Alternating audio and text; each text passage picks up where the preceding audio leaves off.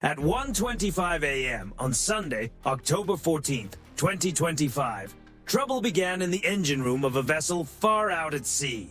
Now, 45 people are stranded in rough waters off Guam. Their ship is badly damaged, and their only connection to help is a 911 call made from a cell phone with a fading battery and an unstable signal. The transmission is weak, the location is uncertain, time is slipping away. So how does the U.S. Coast Guard turn one broken emergency signal into a successful mission to bring 45 people home safely? Inside the cool, quiet operations room of the U.S. Coast Guard Joint Rescue Coordination Center in Guam, a warning suddenly flashes across the duty officer's screen. The message doesn't come through as a clear voice call. It appears more like a digital shadow. A low-confidence 911 alert, just a single point on the display paired with fragments of a disrupted message. Fire. 45 people on board. Adrift. For the team on duty, that was the moment everything changed. On an otherwise ordinary Sunday morning, the duty officer locked in on the limited data in front of him. The coordinates were only a starting point, and already outdated. In heavy seas, even a few minutes can mean a completely different position. On the large tactical display, one yellow dot marked the vessel's last known location. But to experienced eyes, that dot was only part of the story. Wind direction, ocean currents, drift patterns. All of it was already pushing the vessel away from that point and into a widening zone of uncertainty. This was no longer just a missing boat. It had become a moving physics problem, with 45 lives depending on every calculation. The vessel was a 45-foot catamaran with high sides and a broad upper structure, the kind of shape that can catch strong wind like a sail. With winds reaching 28 knots and waves rising to 8 feet, the conditions were working against everyone. The sea state didn't just move the boat, it made its motion unpredictable. And there was another serious factor. 45 people aboard a vessel of that size meant it was dangerously overloaded. That would affect both stability and drift behavior in ways that were difficult to predict. The scale of the challenge was enormous. This wasn't like finding a needle in a haystack. It was like finding one specific needle drifting through a haystack that was being torn apart by a storm. Now, the system had to perform exactly as designed. Procedures were set in motion immediately. There was no space for hesitation and no room for mistakes. The Coast Guard's first steps were precise and deliberate, part of a response chain sharpened through years of training and countless drills. At 9:32 a.m., the order for a major rescue mission was given. With a single command, the operation spread across the Coast Guard's secure network, activating every relevant asset needed to respond at once. The search area expanded. What had been open ocean was now transformed into an active rescue grid. Then a calm, professional voice came over the radio. All stations, all stations, all stations. This is U.S. Coast Guard Guam. An emergency maritime information notice was broadcast over VHF Channel 16, sharing the vessel's last known position, its description, and the seriousness of the situation. According to operational protocol, this case required a layered response. A surface vessel would be essential for the final recovery phase, but the immediate priority was clear. Launch air assets to locate the drifting catamaran as quickly as possible. A high-priority request was sent to the Department of Defense, specifically for an HC-13OJ Hercules aircraft from Coast Guard Air Station Barbers Point in Hawaii. The HC-13OJ is powered by 4 Rolls-Royce AE-2100D 3-turboprop engines, each producing 4,591 horsepower. It carries an advanced sensor suite integrated with inertial navigation and GPS, and its long endurance allows it to remain on station for hours. Most importantly, its airborne sensor systems, including forward-looking infrared and electro-optical/infrared equipment, can detect heat signatures against the cold ocean surface from thousands of feet above. For the maritime phase of the mission, the primary response vessel would be a 45-foot response boat medium, or RBM, assigned to Apra Harbor. It is powered by twin diesel engines and a water jet propulsion system, allowing it to operate safely even in shallow waters. Alerts went out to 2 bases, separated by hundreds of miles. The order had been given. The race against time had officially begun. At Apra Harbor, the alarm cut through the station with a sharp electronic blast. The RBM's 4-person crew moved instantly into action. No hesitation, no wasted motion. Every step followed a routine shaped by repetition and discipline. As soon as the crew was in position, the propulsion system came alive. The boat cleared the dock, and moments later, its twin water jets surged forward, driving the vessel across the water at speeds above 42 knots. Within 90 seconds of the alarm, they were underway. The throttle went forward. The RBM surged ahead, its powerful water jets lifting the 18-ton vessel onto plane with explosive acceleration. The coxswain guided the boat out of the protected harbor, past the breakwater, and straight into open water.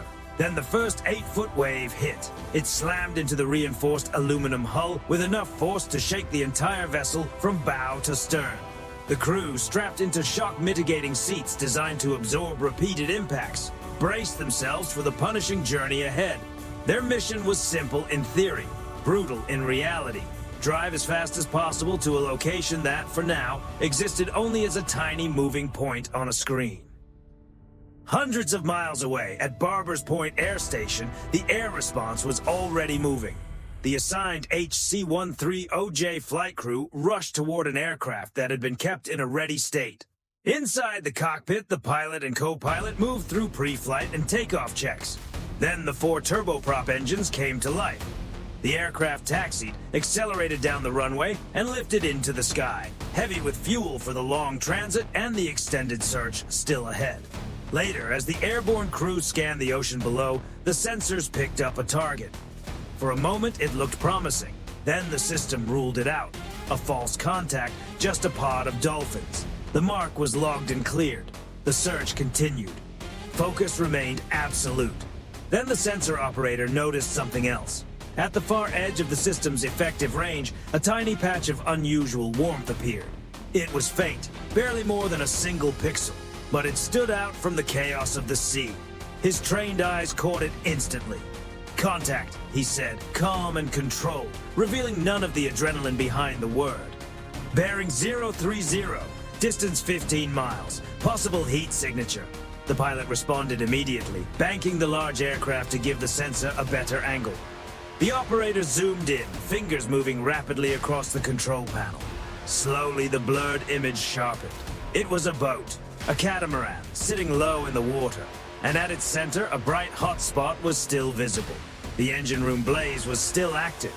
At the bow, several human heat signatures were clustered tightly together, gathered for warmth and protection. They had found them. It looked like everyone was still on board. "JRCC, this is Rescue 1705, the pilot reported over the radio, his voice steady and composed. Using both visual confirmation and FLIR, he had located the vessel and immediately marked its position. Live video, exact GPS coordinates, and real-time updates began streaming directly to the command center screens. A clear sense of relief moved through the operations room. They had found the target. On board the RBM, the crew confirmed they had received the drifting vessel's coordinates from the HC-13OJ. At that moment, the mission changed. This was no longer a search. It had become an interception. The coxswain made a decisive course correction, and the RBM accelerated toward the projected intercept point. On the main display, the countdown continued. Only 10 minutes remained. 10 minutes later, an observer aboard the RBM spotted the first sign of the vessel. A narrow column of dark smoke rising into the gray sky. Moments later, the identification was confirmed.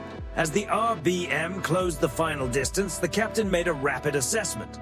The target, a catamaran, was leaning heavily and sitting dangerously low in the water.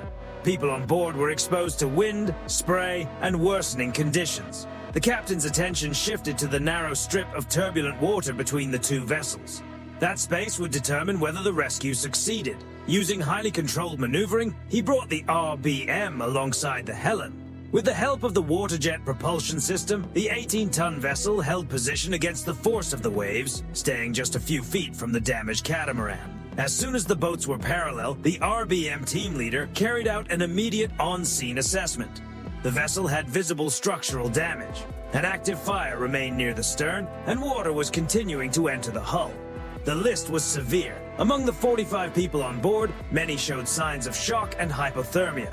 Several could not move without assistance. Clear verbal instructions were given at once, organizing those still able to respond and prioritizing the evacuation of the most vulnerable. The situation was relayed to the captain and classified as critical with an immediate risk of capsizing. Based on that rapid assessment, the order was given to begin evacuation without delay. The deck crew moved quickly and according to procedure. Lifelines were thrown across the gap. Those still capable on the damaged vessel were directed to assist, briefly becoming part of the rescue effort themselves. One by one, survivors were brought across to the rescue boat. Following standard procedure, the most vulnerable were moved first, beginning with the children. Each transfer across the gap required careful coordination. At the same time, the helmsman kept making constant position adjustments with the water jet system, preventing the two hulls from striking each other in the rough sea. Then came the final confirmation. All 45 survivors are on board. Headcount complete. At that point, the mission shifted smoothly from rescue to care. Once all 45 people had been evacuated, the Helen was reclassified as a maritime hazard beyond recovery. Rather than attempt direct intervention, the decision was made to let the fire burn out while keeping the area under control. A Coast Guard vessel established a safety perimeter around the catamaran and monitored it for several hours. When the RBM entered protected harbor waters, it proceeded to the designated shoreline reception point, which had already been prepared under the direction of the command center. There, all 45 survivors were transferred in an orderly manner to waiting medical teams and local authorities. During the post-mission debrief, the operation was reviewed in detail. Its success came down to the seamless combination of advanced technology, disciplined procedures, and the capability of every person involved. For the U.S. Coast Guard, this was not about spectacle. It was about doing the job right. And on that Sunday, they did exactly that. So in your view, what mattered most? The command center's ability to process critical data? The HC-130's aerial search and tracking? Or the RBM crew's actions on scene? Share your thoughts in the comments and subscribe for more detailed operational breakdowns.